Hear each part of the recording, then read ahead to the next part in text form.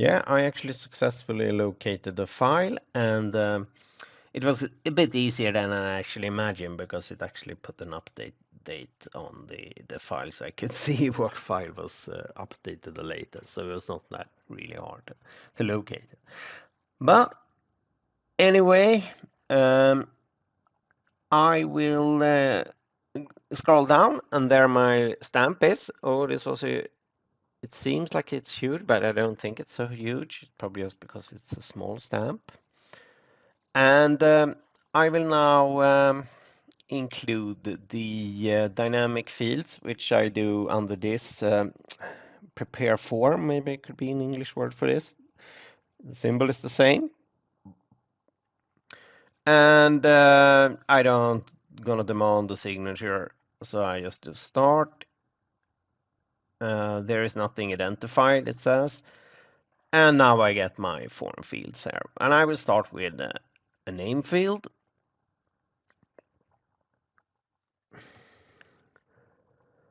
And I will make my dynamic field, which is the most important part here, of course.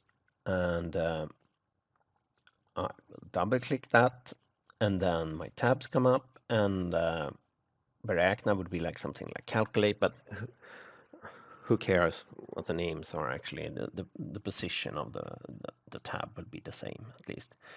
So here are your own calculations, and then you go to, you mark that, and you go to redigera here, and here is the Java part, JavaScript editor. So here is the part where you actually can put the code in, and you can do other stuff here as well, of course, but it seems a little bit restricted what you can do with Adobe, even if you can do a lot more than this. So, okay. And now we have the code there. And when the code appeared here, it actually also updated this field. But so far I could come before this tutorial as well. The tricky part was to have this update every time I used the stamp.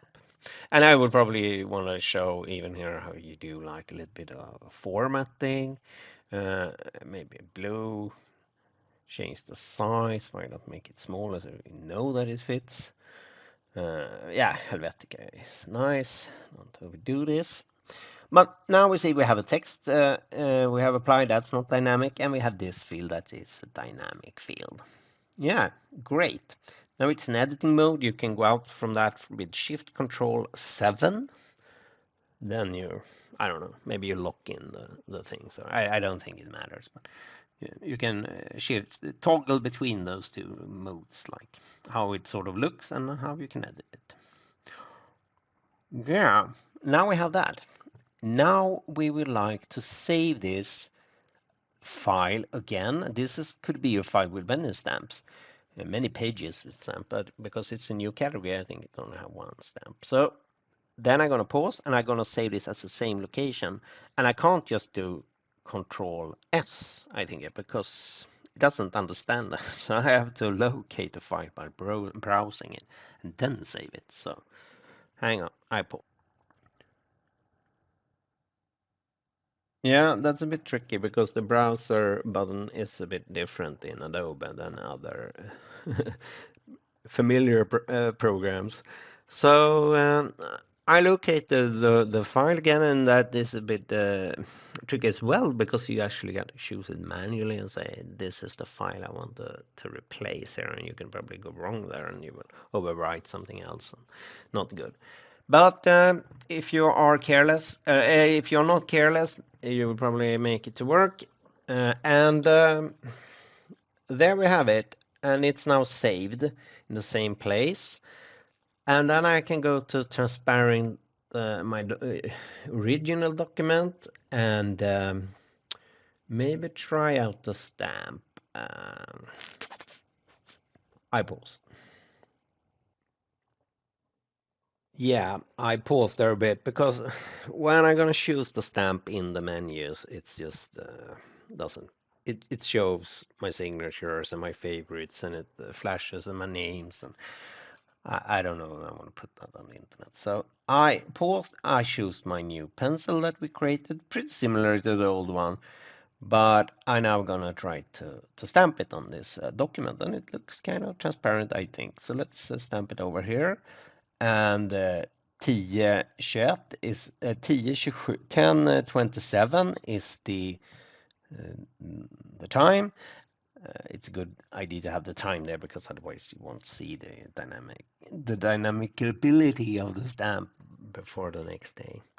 So uh, I don't have to wait because that took a long time. So I will now pause again and I will take the stamp one time again. I now resume, and it has 10:27 there because I think that's the last time it was kind of used. But I'm pretty sure that when I stamp it, we'll actually update to 10:28, and then that it's the main important thing with this tutorial that it actually works. So there, I stamped, and 10:28 it became. So that is the important part here at the end of the tutorial. It shows that it is transparent, it's a dynamic stamp, and I didn't have to use the program folder. I used the user folder and put it there. Yeah, I'm kind of happy with that. I thought I maybe have to bring up a new PDF file from Terminal. Uh, but I didn't. So this actually worked. So that's super good for me to know if I want to do this again because my stamp are removed or something gets strange with it. I can watch this tutorial and I know that this actually should work. Yeah. Thanks for hanging out with me in my English. I understand English much better than I speak when I don't know what I'm speaking about. I probably speak better English if I actually know what I'm talking about. So, okay, I hope so at least. So, thanks for listening. Bye bye.